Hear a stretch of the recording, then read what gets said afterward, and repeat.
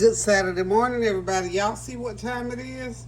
It's gumbo time again, y'all. Got my gumbo pot, my soup pot, my stew pot on the stove, ready to whip up a big old batch of gumbo. It's cold here today. I don't know how long it's going to stay cold, but I decided it's gumbo time. So, what I'm going to do first, y'all know me, this is my style gumbo. So what I do, I put everything I can think of, everything that I love in gumbo. So I got 8 chicken wings that I've cut up, cut the wing tips off, even cut down the sides of the wings a little bit. So this is about 2 pounds of chicken that's going in my gumbo. Okay, you know we get creative with it around this place. So let's do this. Hang on. Let me rinse my lid. Get it right there. I'm coming.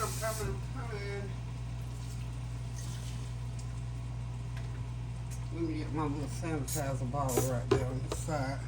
Get that going, get that off the stove. Okay, you know me. I gotta get certain things done before I can move on. Okay, got my chicken in the pan, y'all.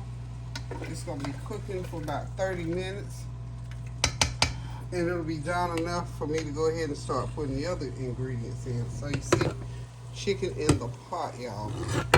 Now what I'm going to start doing, everything now is going to be a tablespoonful. So we're going to do a tablespoon of garlic powder in there. Okay. A tablespoon of onion powder. That's to season that chicken. Okay. And we're going to put a teaspoon of black pepper. Just a teaspoon. Because we got some other little hot stuff we're going to put in there. And then we're going to put a teaspoon of, tablespoon rather, of complete seasoning. All in the pot, y'all. All in the pot. Now, I've got some seasoning called peri peri. Now, I like the taste of this, so I'm going to go ahead. I'm going to put just a little bit of, you know what? No, I'm not. Because you know what I just remembered? Peri peri is hot. So I'm not going to do that. But what I will do, because I want as much flavor infused into that chicken as I can get into there. I'm groping now for my gumbo filet. So I'm going to put a teaspoon of my, oh, there it is. Y'all know I told you I used out of this bottle for 20 years until recently. I found it at the health food store. So I'm going to put me a teaspoon of gumbo filet in there. So all you people that make gumbo from, you know, where you said originated from, I read up on it. It originated in a lot of places, but mainly in Africa. So what we're going to do here, I'm going to go ahead, now that I got all those seasonings in, I'm going to start boiling that chicken. I'm going to boil that chicken for about, like I said, for about 30 minutes. Put that lid on there. Tighten it down. Okay. We're going to turn it on simmer, and then simmer for about 30 minutes, and I'm going to come back and start adding in my other ingredients. You know, it doesn't really take that long to make gumbo. I think if you're going to, depending on what kind of roux you're making, that's what takes the longest. I'm going to make the roux in a separate pot, add it to that, and we're going to have some gumbo. See, I'm even doing it from a different approach. Like I was telling somebody the other day when they were saying, well, oh, that's not how you make gumbo. Gumbo, you make it how you make it. The base ingredients, of course, is your seafood. So, you make it how you make it. So, this is gumbo my style today. So, y'all hang tight, and I will be right back. I'm going to go do some cleanup, get some veggies chopped up, and I'll be back. Hey, y'all. I'm back. Let's get this gumbo going. Okay, I've got my sausage and potatoes. I'm going to saute them just a little bit. And then I'm going to go ahead and put them into my chicken. My chicken is finished cooking, so it is ready to go. Look at that. Good old brothy, creamy looking chicken. It's really good and seasoned. I'm going to get my potatoes and sausage ready to go in there. Okay, let's go gumbo. It's gonna be gumbo, y'all. It's gonna be gumbo. So what I'm gonna do to the sausage and potatoes first, I'm gonna go ahead. I like my I like to saute them and turn it on high heat. Yum, yum, yum, yum, yum. I know all of you professional gumbo makers, y'all probably saying, sausage and potatoes and gumbo, yep, can you sure?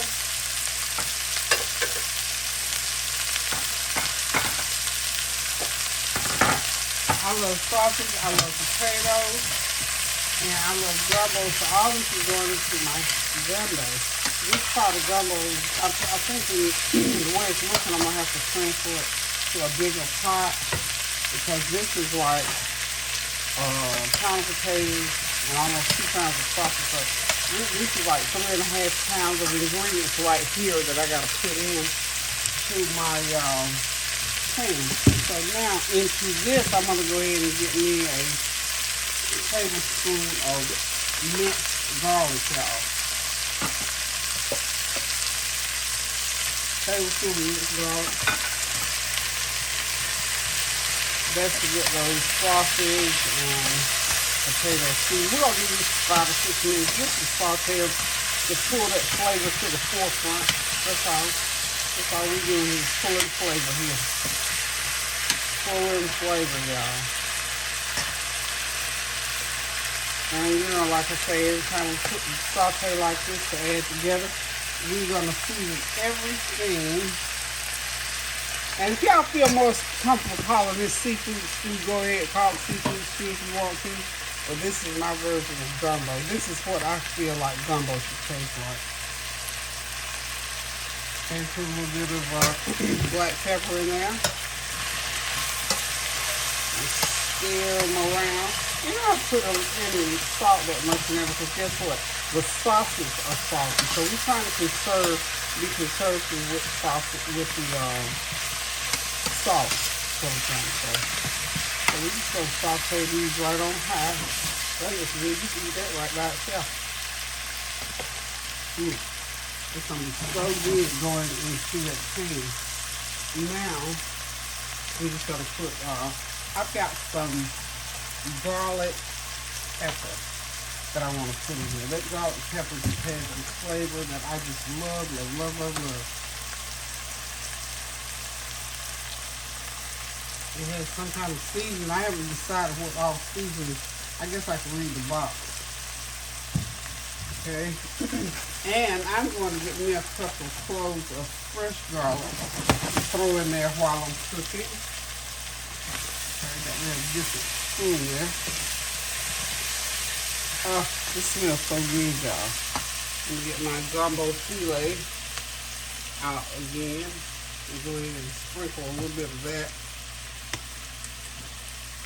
A little bit of gumbo filet onto that sausage and pepper. Now you can take this and just make a whole other dish out of this. You could do some onions in here, some peppers, and serve this right over top of some rice. Real quick and easy, y'all. Seriously. I'm gonna lower the heat on this a little bit. I don't want to add any more oil, but I want these to continue to sort of cook a little bit, because I want that seasoning to go into those potatoes and sausage, so they'll be able to stand alone and then pull together later on in the dish. That's gonna be some kind of good, y'all. I cannot wait. So we're gonna let this happen, and then after that, I'm gonna go ahead and take this out, and it's gonna go into my gumbo pot. Then I'm gonna go ahead and we'll start making on the roux. Make the roux to go in there. Like I say, this is the way I make gumbo. I got so many different ways I can approach gumbo. I think the last time I made gumbo, it wasn't like this. I know it wasn't. I'm making this up as I go along, y'all. And you know, I just like to experiment with different things when I'm cooking. That's just the long and the short of how I cook. I like being creative and just come up with some new stuff every time that I possibly can. And of course, last but not least, our shrimp And I've got some oysters, some smoked oysters that's going to go in there. And I'll throw those in last. So in this, the meats are chicken, shrimp, and sausage. And the oysters, if you want to call that meat. So we're just going to let that continue to saute for another few minutes. Because like I said, I like this to sit in there and sort of do its thing for about 10 minutes before we add it to the pot. So hold on and I'll be right back. Okay, we're going to go ahead and now put these sausage and potatoes in. They got to finish cooking. Okay. All that goodie out there. Yes, ma'am, yes, sir. And we're going to scrape it out like so. Because I'm going to use the same skillet to do my roux. To do the roux, this is going to be my roux skillet. So we just do this. I don't want to have to put water in it and start from scratch and have to re-season this pan. Okay. This pan is just right. So it's got a crispness in the bottom. And I'm just going to go ahead now and stir in everything. This pot is half full, y'all. I'm going to go ahead now and just get my rest of my oil in there. It's brewing, y'all. It's brewing. See the sausage and the chicken is in there. Okay. Okay. Now what we're going to do, we're going to switch burners again.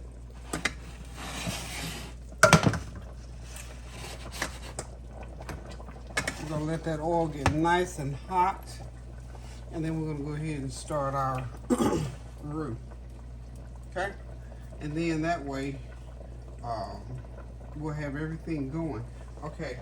One thing, too, that I want to go ahead. I'm putting, this is about a cup of okra. I'm going to go ahead and drop this okra right in because we want it to just pulverize cook. I'm going to cook all the pieces. Okay?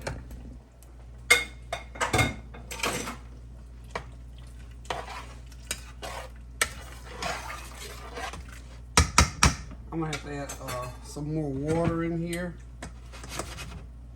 Got that okra. You know, these veggies that I'm putting in here, the okra and that. Okay, there we go. Now I want to go ahead and get in my, turn the heat down just a little bit. We get ready now to start out with the, we're gonna go ahead and do the flour in here. And I'm gonna go ahead and do me, let's do about 3 tablespoons of flour in here. We're not going to make a black roux, and I can't do the black roux because of the smoke. I can't get a lot of smoke in my eyes, okay? So we're going to, this is my roux. So last time somebody said I didn't do the roux, I mean, I don't know what they were watching, but I did do the roux. I did do the roux, y'all. I did do the roux. And a roux is like a gravy. It's a thickening agent. So we're going to get it as dark as we can get it without all the smoke. Because you know when you do the Paul Prouhon roux, it gets real dark, y'all.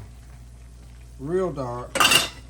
And it creates a little bit of smoke. I'm going to go ahead and pour my extra water in there now. And, yeah. We're just going to let that do what it does. I think I might have to add a little bit more oil to that. Put about another couple tablespoons of oil in there.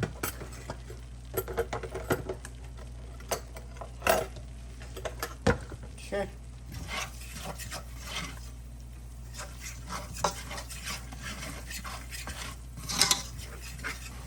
Give it right there to that consistency. I'm going to get it dark as I can without it smoking, you know? Because usually, for those of you who have seen me make the real roux, the black, I can get it as black. I mean, I can get it as black as a spoon. I can get it that black, but it'll make a lot of smoking. Like I said, I can't do the smoking. Still kind of sort of nursing my eyes. And meanwhile, over here to the side, I got me a couple of cloves of fresh garlic. I'm gonna put another couple more. I'm just gonna chop it in. And y'all notice I'm just letting that roux do what it do. When it get to a certain point, I'm gonna throw in some peppers and onions that I've chopped up off on the side over here. This is 2 cups of peppers and onions. And when it gets to a certain point, I'm gonna go ahead and put the peppers and onions in, simply because I'm not letting it get that dark and I don't have to worry about it. Okay? But as you can see, it's getting like a caramel color now. Okay? I'm gonna let it get a little bit darker than it is. Now I'm gonna put my glasses on.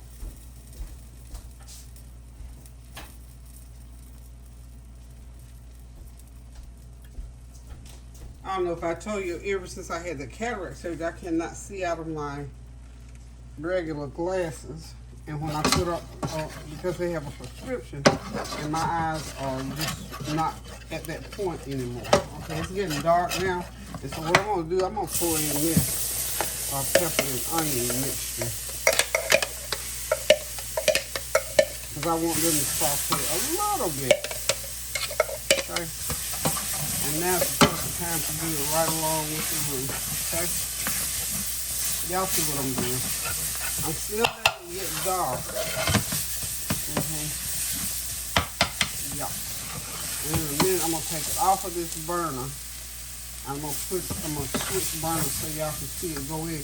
Because you have to know, you have to be very careful when you're putting this roux in, because it will pop all over the place. Okay? That's about as dark as I'm going to let it get, because it's starting to smoke, y'all. So I'm going to take it off that burner. I'm just going to start stirring, because I'm going to get ready here now to start putting it in. And it'll thicken up somewhat. I'm going to drop some corn in there. Y'all know I always put corn. That's some corn. That's like 6 little ears, and I cut them in half, so that made 12 ears, okay? And you got chicken all in there. So now I'm gonna start putting in my roux. You gotta stir that roux in real good. Really good, because it's gonna thicken somewhere. What we do is just add some more water into it. And we'll have exactly what we need.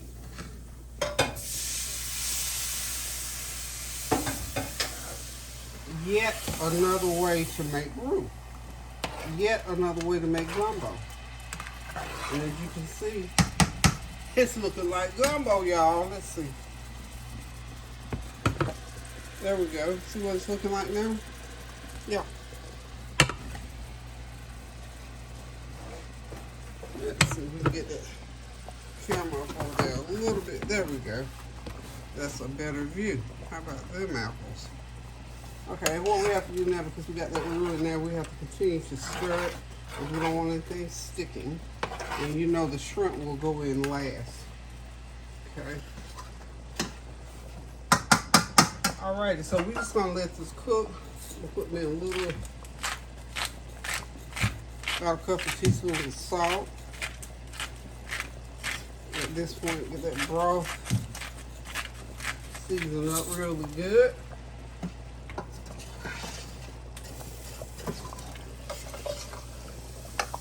That's the rest of the video out of my roux pan. Got sort of dark, but I couldn't let it get as dark as I normally let it get, because like I say, the smoke from that, I can't do the smoke in my eyes. Can't get the smoky eyes. That pan is almost full, y'all.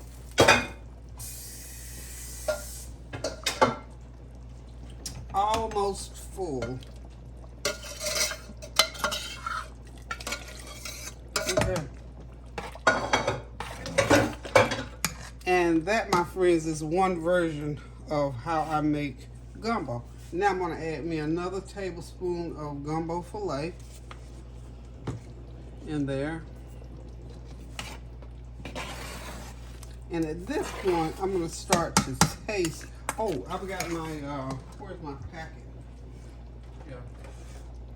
I always put in my crab ball bag, one of these. I always put one of these in.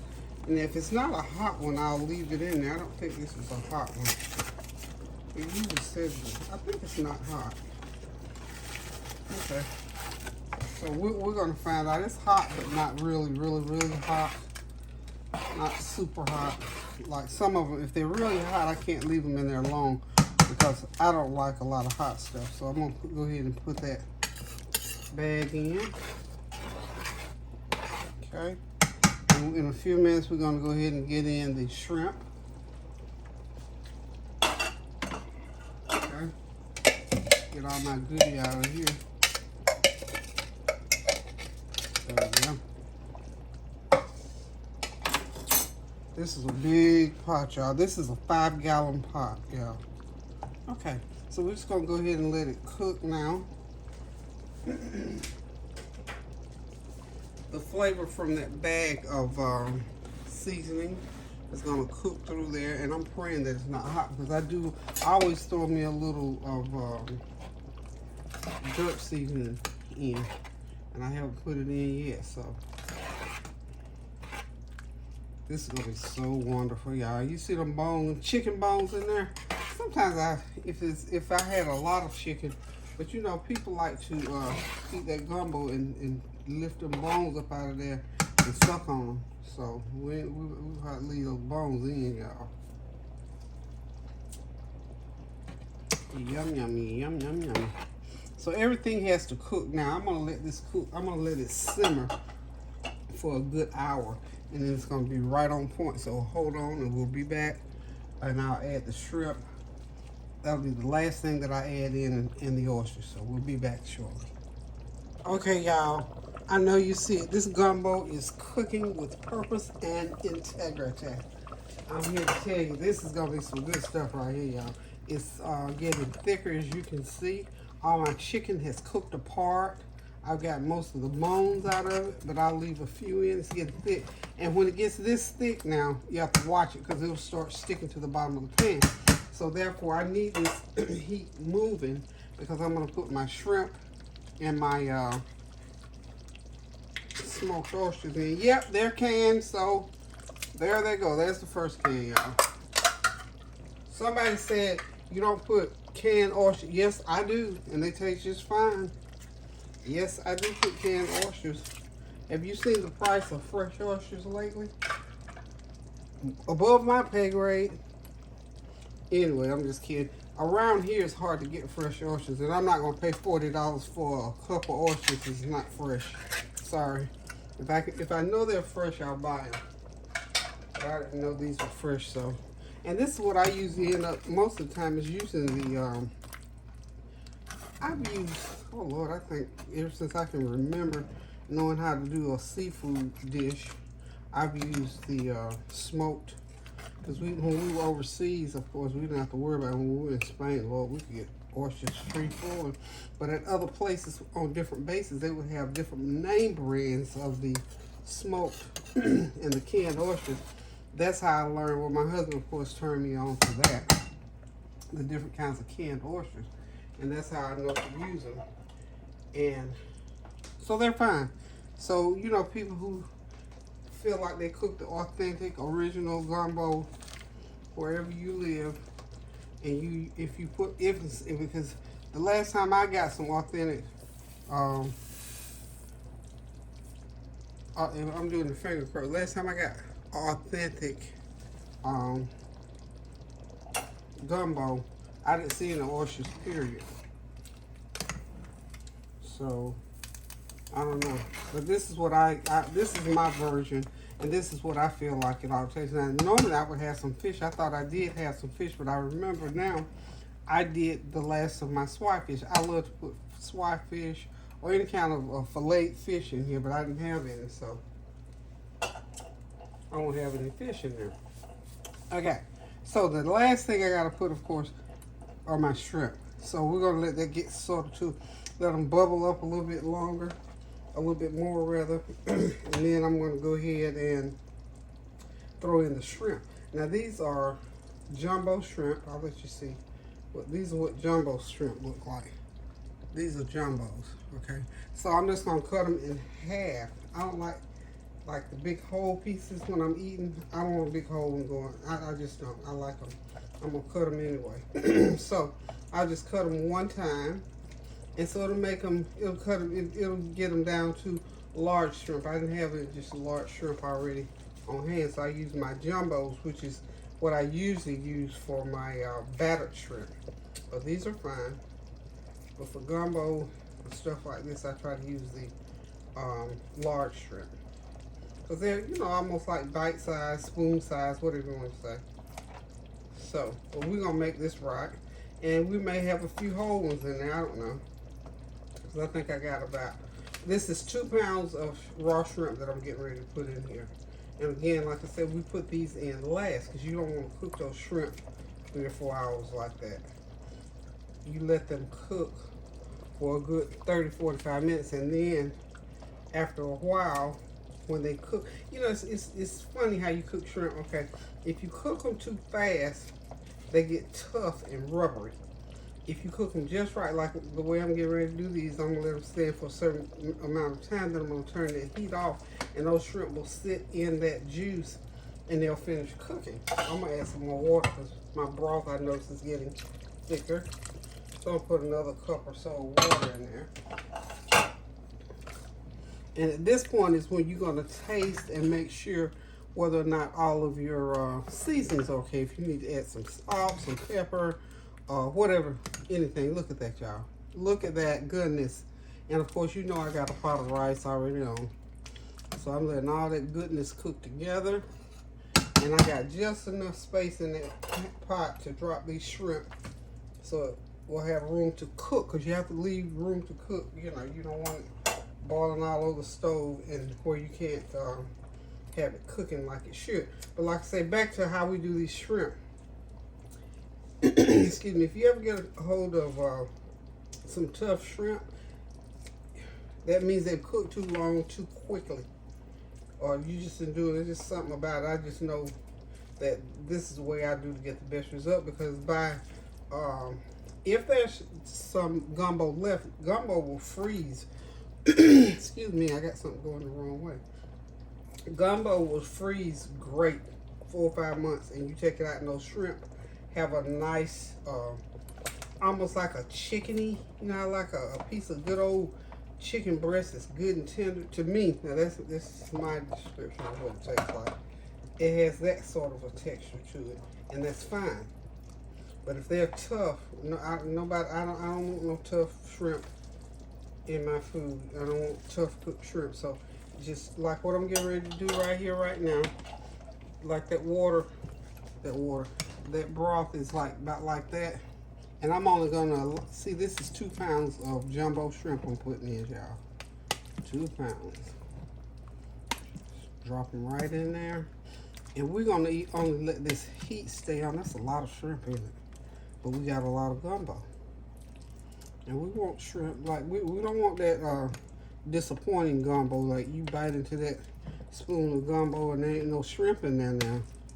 And we done paid about $10, $12 for that bowl. Excuse me, we don't want to hear that.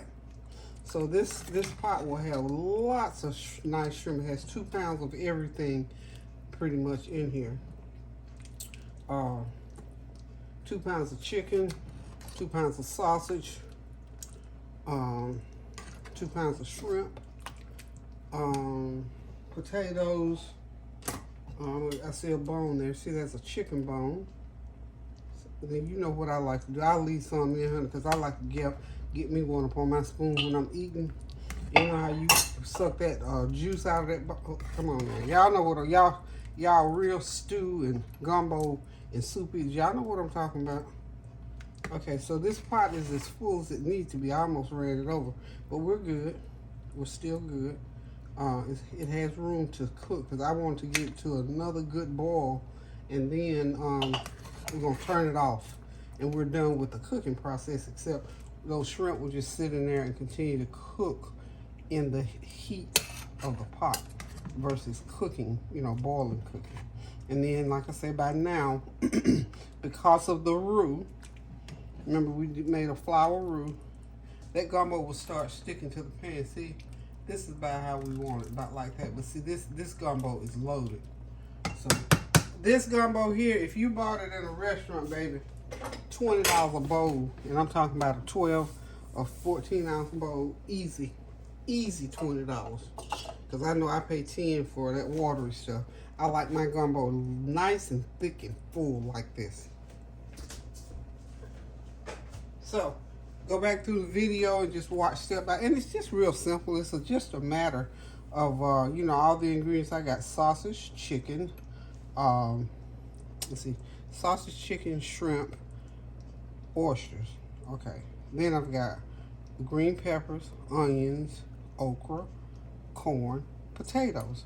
Each one of those ingredients, just sort of, you know, saute them or cook them however they're supposed to be cooked unto themselves. Put them together and season, and you got yourself a good old pot of gumbo. I guarantee it. I guarantee it. I have been cooking this gumbo for years now because my family loves it. It's an expensive dish to cook. And usually,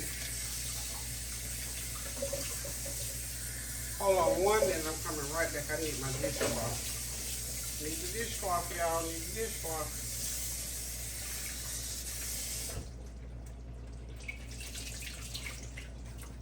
Okay, got my dishcloth. But anyway, I cook this on Christmas or maybe New Year's for holidays, and then every once in a while I might do it a couple more times during the year. Well, I had not done it. I didn't do it when I wanted to or when I thought I was for New Year's because I had too much other stuff going on.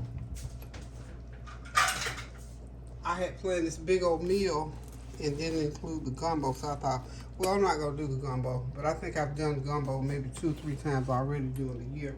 But this is one of the favorite things that my family loves, and they love to eat with rice. And I like to make this great big old 5-gallon pot, so when they sit down and eat, they can eat just as much as they want. And if somebody come by, you can offer them a bowl. Ain't gonna hurt nothing. But you know what I always do? Make sure you know, do you know what gumbo is? Do you like gumbo? Whatever. Because y'all know me, I don't like to waste foods. And most people do like it. Some people don't, because it's gumbo's if it's made like this, it's high power. It's very potent. This is a potent pot right here, y'all. This is not for the faint of heart. So anyway, guys, we're just gonna go ahead and let that cook now for about until it gets to a little rolling boil. And when it gets to a little rolling boil, I'm just gonna turn it off and it's gonna be done. So really, when you're doing gumbo, you need to let it cook no less than 2 hours now. When you're just cooking across the board. Now, after that, you can let it simmer. Some people put gumbo on and let it simmer all day long, and that's good. So that's good. So now, for the all practical purposes, this gumbo is ready. Like I said, I've got a pot of rice off to the side over here. This is full of chicken and veggies and shrimp and oysters, and we're just about ready to eat it here in about. And I like to, after I let it cook real good, I like to let it sit for a while. Just let everything just sit there and do its own thing. So everything is about ready, y'all. So thank y'all for tuning in. Keep those prayers going up so the blessings will continue to come down. Please pray without ceasing and do something kind for someone. I got to get going now because I got to do another dish for another situation that I got to do this afternoon. So thank y'all for stopping by. Keep those prayers going up now so the blessings will continue to come down. And until I decide to cook tomorrow for Sunday dinner, love you guys. Toodaloo. There's that rice, steaming hot rice. Oh, yeah. Thank y'all for tuning in, guys. Love you. Toodles. Pray without ceasing.